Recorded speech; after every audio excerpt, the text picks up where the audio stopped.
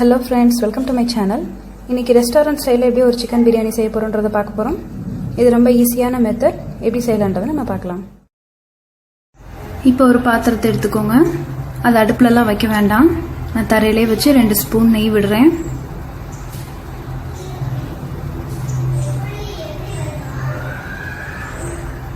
இப்போ 5 ஸ்பூன் எண்ணெய் விட்டுக்கிறேன், ரீஃபைண்ட் ஆயில்.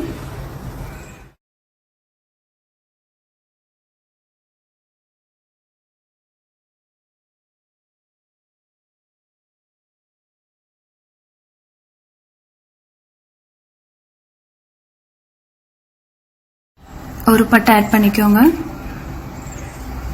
ஒரு ஜாதி பத்திரி, 5-6 கிராம்பு,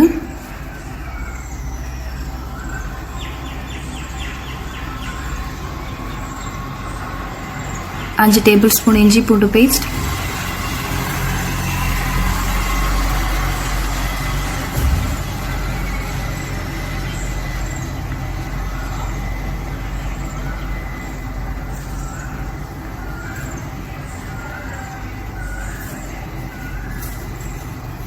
நல்லா பழுத்த தக்காளியா ஒரு 4 தக்காளி ஸ்லைஸ் பண்ணி வச்சிருக்கேன், அதை ஆட் பண்றேன்.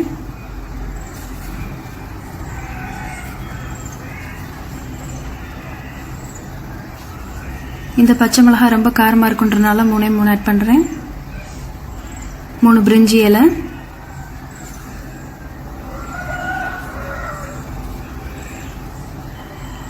4 பெரிய வெங்காயம் ஸ்லைஸ் பண்ணி வச்சிருக்கேன், அதை ஆட் பண்றேன்.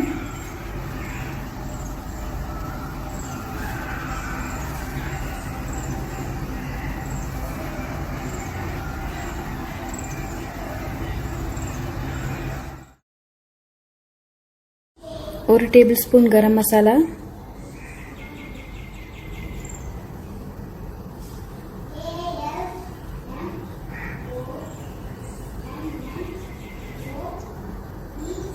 ஒரு ஸ்பூன் மிளகாத்தூள், காரத்துக்கு ஏற்ற மாதிரி போட்டுக்கோங்க.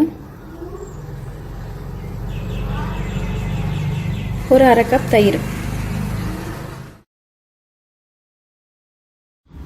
இப்போ தேவையான அளவு உப்பு சேர்த்துக்கோங்க. 1 கிலோ சிக்கன் ஆட் பண்ணிக்கிறேன். சிக்கனை வந்து நல்லா லெமன் பிழிஞ்சு கழுவிக்கோங்க, அப்பதான் அந்த கவிச்சி ஸ்மெல் இல்லாம நல்லா இருக்கும்.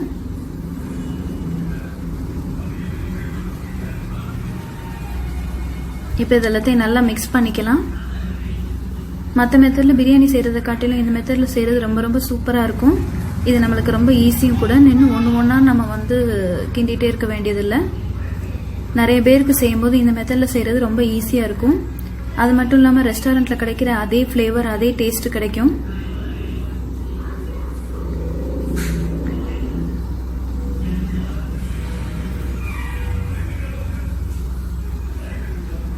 இப்போ இதை நம்ம ஸ்டவ்ல வச்சிடலாம். இப்போ இதை ஒரு மீடியம் ஃப்ளேம்ல வச்சு மூடி போட்டு மூடிக்கலாம். இடையில கரண்டி வச்சு கிளறிக்கோங்க. நல்ல ஒரு கிரேவி ஃபார்முக்கு வர வெயிட் பண்ணலாம்.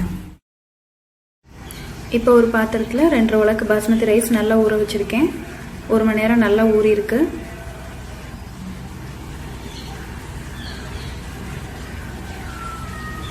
இன்னொரு பாத்திரத்தில் நல்லா அதை வடிச்சு எடுக்கிறதுக்காக தண்ணி பாயில் பண்ண வச்சிருக்கேன் ஸ்டவ்ல. இது நல்லா பாயில் ஆகட்டும். தண்ணி நல்லா கொதிச்சிருச்சு. இப்போ இந்த ஊற வச்ச அரிசி அதில் போட்டுடலாம். இந்த அரிசி ஒரு 1/2 பதத்துக்கு வேகணும், இல்லைன்னா 3/4 பதத்துக்கு வேகணும். முழுசாக வேகக்கூடாது, ஏன்னா நம்ம தம்மில் போடும்போது கொஞ்சம் வேகும். இப்போ வெந்துட்டுருக்கிற ரைஸில் 2 கிராம்பு, ஒரு ஏலக்காய், 2 பட்டையை ஆட் பண்ணுறோம். இதனால ரைஸ்க்கு நல்ல ஃப்ளேவர் கிடைக்கும்.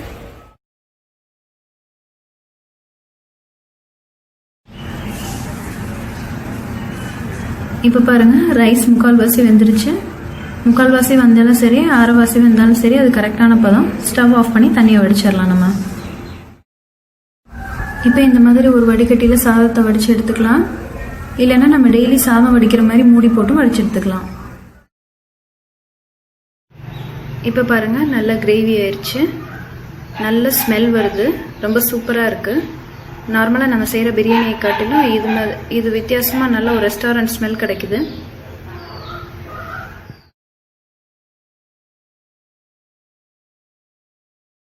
இப்போ நம்ம கட் பண்ணி வச்சிருக்கிற புதினா வெல்லத்தையும் மேலே ஆட் பண்ணிக்கலாம்.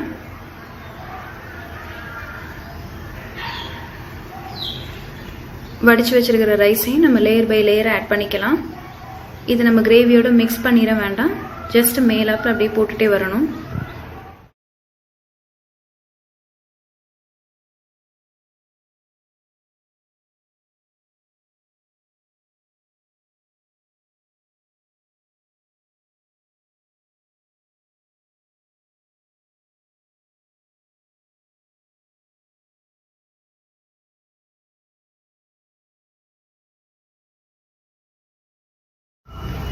இப்போ இந்த மாதிரி ஒரு சின்ன கிண்ணத்தில் 3 பிஞ்ச் இல்லைன்னா ஒரு 1/4 ஸ்பூன் ஃபுட் கலர் எடுத்துக்கோங்க.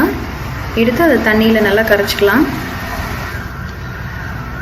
கரைச்சிட்டு ஒரு லேயர் ரைஸ் போட்டதுக்கப்புறமா மேலாப்பில் அதை போட்டுக்கோங்க. இதுக்கு பதிலாக நம்ம குங்குமப்பூ கூட எடுத்துக்கலாம். குங்குமப்பூ எடுத்துக்கிட்டிங்கன்னா ஒரு வார்ம் மில்கில் அதை நல்லா கரைச்சிட்டு அது மேலே இந்த மாதிரி போட்டுக்கிட்டிங்கன்னா ஃபுட்டுக்கு இன்னும் ரொம்ப ஃப்ளேவர் ஜாஸ்தி கிடைக்கும், நல்லாயிருக்கும். இப்போ கலர் போட்டதுக்கப்புறமா திரும்ப மேலே ஒரு லேயர் ரைஸ் போட்டுக்கோங்க. ரைஸ் போட்டு ஃபைனலாக அதுக்கு மேலே திரும்ப கொஞ்சம் கலரை நம்ம ஊற்றிட்டு நம்ம அப்படியே ஒரு 5 மினிட்ஸ் தம்மில் போட்டுடலாம்.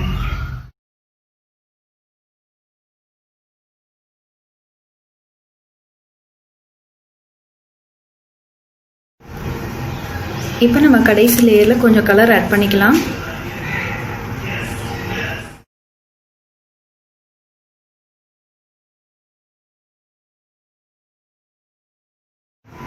கொஞ்சமாக நெய்யும் ஆட் பண்ணிக்கலாம் மேலே.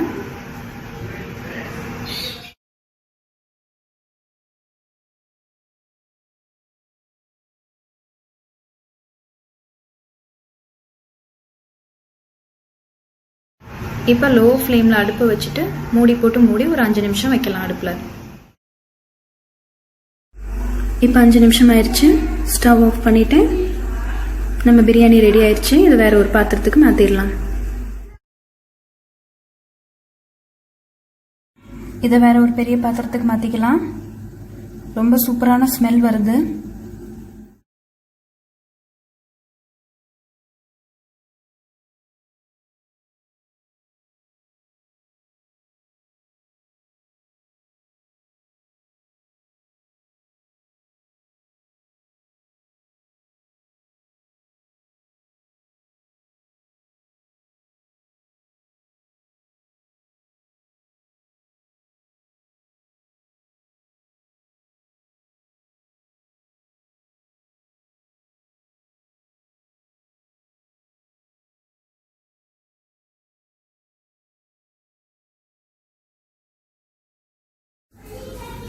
இப்போ இதை ஜென்டலாக மிக்ஸ் பண்ணி விட்டுக்கலாம்.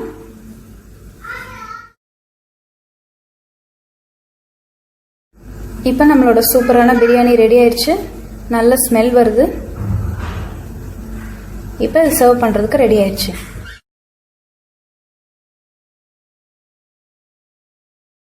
இந்த மெத்தடில் கண்டிப்பாக நீங்கள் பிரியாணி ட்ரை பண்ணிவிட்டு எப்படி இருக்குன்னு எனக்கு கமெண்ட்ஸ் எழுத மறக்காதீங்க. என்னோட சேனலை இன்னும் சப்ஸ்கிரைப் பண்ணலன்னா கண்டிப்பாக பண்ணுங்கள். லைக் பண்ணுங்கள், ஷேர் பண்ணுங்கள். தேங்க்ஸ் ஃபார் வாட்சிங்.